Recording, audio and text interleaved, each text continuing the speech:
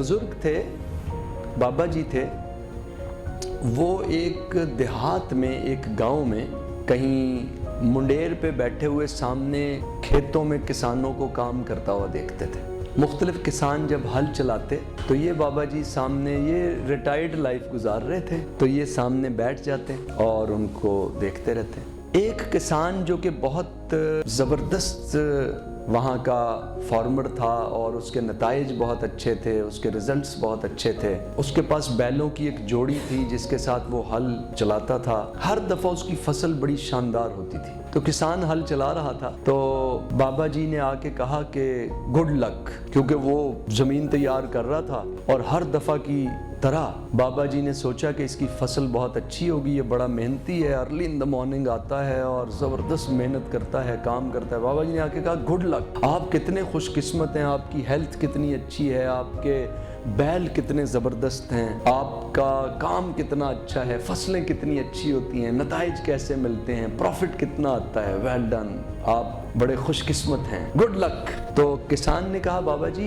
ये तो ज़िंदगी का उसूल है कि अगर हम मेहनत करें अल्लाह ताला रिज़ल्ट देता है, कभी कभी ट्रायल्स आ जाते हैं, कभी कभी आजमाइश आ जाती है, वरना मेहनत करते हैं तो जल्दी या बदेर उसके नताइज मिल जाते हैं। कोई गुड लक बैड लक की बात नहीं है, बस शुक्रिया आपने आके तारीफ़ कर दी। I don't take it good luck और बैड लक, मैं ज़्यादा इसको इसमें नहीं समझता कि खुशकिस्मती या बदकिस्मती के पैराडाइम में ज़्यादा सोचने लग जाऊँ। हम बाबा जी चले गए और मुंडेर पे बैठ गए और वही जो उनका काम था नज़ारा करना और बस कमेंट्स पास करना। हम में से बहुत से लोग ऐसी ज़िंदगी गुजारते हैं। फिर कुछ अरसा गुजर गया तो किसान का एक बैल किसी बीमारी का शिकार हो गया और वो बेचारा चंद दिन बीमार रहा, तो फिर वो फौत हो गया, मर गया बेचारा। बाबा जी को पता चला, उन्होंने देखा कि बैल मर गया है और किसान का जो है ना हल चलाने का अमल रुक गया है, क्योंकि एक बैल रह गया था, जोड़ी नहीं रही थी। बाबा जी भागे हुए आए, कहने लगे बैड लक, बहुत दुख हुआ, बहुत बदकिस्मती की बात है, बड़ी बैड लक हो गई है, अब कैसे काम होगा।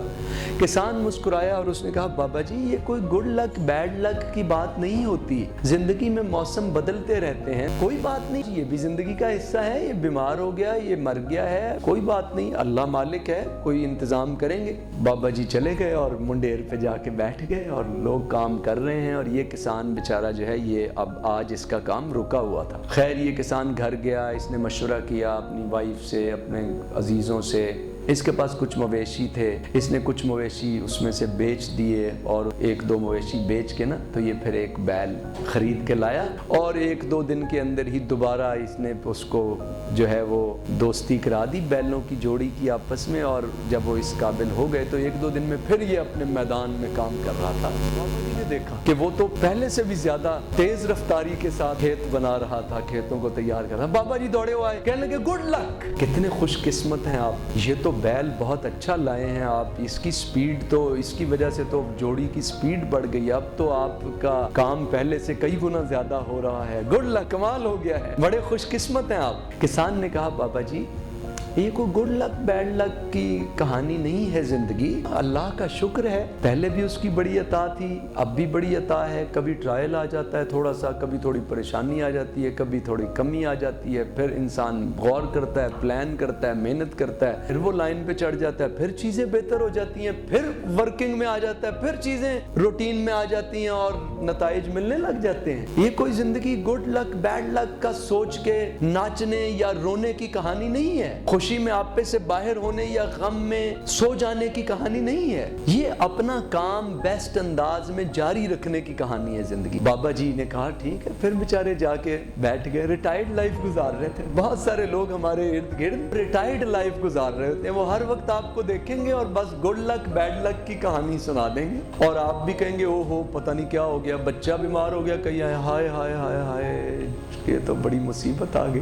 तो कुछ तो होते हैं मोहब्बत में जुनूं के आसार और कुछ लोग भी दीवाना बना देते हैं। तो कुछ तो आपके साथ कुछ छोटा मोटा आपको चैलेंज दरपेश होता है, कुछ लोग आगे कहते हैं वो क़यामत आ गई।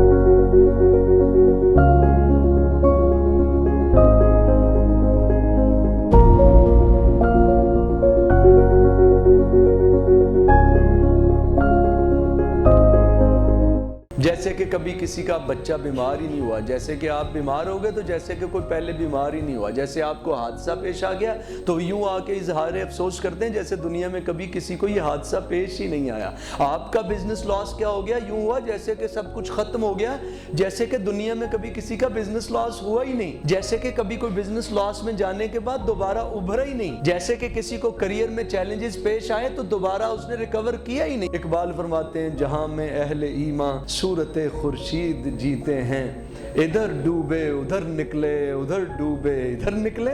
تو زندگی تو ایسے ہے کہ اقبال فرماتے ہیں نشان یہی ہے زمانے میں زندہ قوموں کا کہ صبح و شام بدلتی ہیں ان کی تقدیریں۔ تو عام سی بات ہے چیلنجز آنا، مسائل آنا۔ خیر بابا جی بیٹھ گئے اور پھر وہاں سے دیکھتے رہے تو کسان کا یہ بیل نیا تھا، ابھی یہ بیل جو ہے نا پوری طرح سے گھر والوں کے ساتھ لوگوں کے ساتھ مانوس نہیں ہوا تھا۔ تو کسان کا بیٹا آیا، نوجوان بیٹا تھا، جوان بیٹا تھا، وہ بیچارہ آ رہا تھا تو ابھی اس بیل کے ساتھ اس کی دوستی نہیں تھی۔ بیل کسان نے کھولا چارے وغیرہ کے لیے اور ہل چلانے کے بعد اور بیٹا سامنے سے چلا آ رہا تھا، بیل نے اسے ٹکر دے ماری، بچہ بیچارہ جو ہے لڑکا اس کا بیٹا اچھل کے جا پڑا اور وہ زخمی ہو گیا۔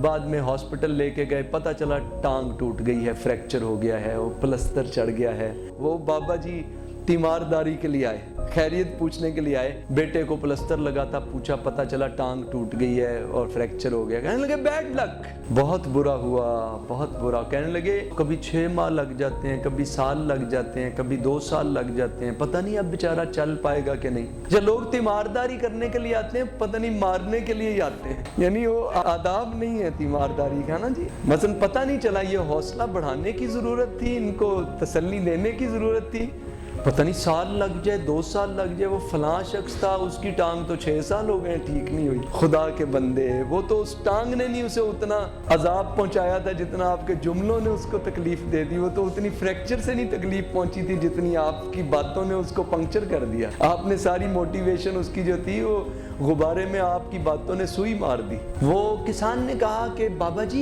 یہ کوئی گڈ لک بیڈ لک کی کہانی نہیں ہے زندگی، کوئی بات نہیں کہ اتنا عرصہ میرے بچے صحت مند رہے، تندرست رہے، ابھی چوٹ لگ گئی ہے تھوڑی سی، زندگی کا حصہ ہے، اتنے لوگوں کی ٹانگ فریکچر ہو جاتی ہے پھر ٹھیک ہو گئے ہیں، بھاگے پھر رہے ہیں اور صحت مند لوگوں سے بھی اچھی زندگی گزار رہے ہیں، یہ کوئی قیامت نہیں آئی۔ تو بابا جی چلے گئے، پھر منڈیر پہ جا کے بیٹھ گئے۔ کسان جو ہے وہ بچہ جو روٹین میں چند دنوں میں معاملات روٹین میں آ گئے، بچے کی تیمارداری ہونے لگی اور وہ بھی مطمئن ہو گیا، کسان نے اسے موٹیویٹ کیا اور وہ آہستہ آہستہ روبہ صحت ہونے لگا۔ خیر لیکن ابھی بیڈ پہ تھا کیونکہ ریسٹ کرنا تھا۔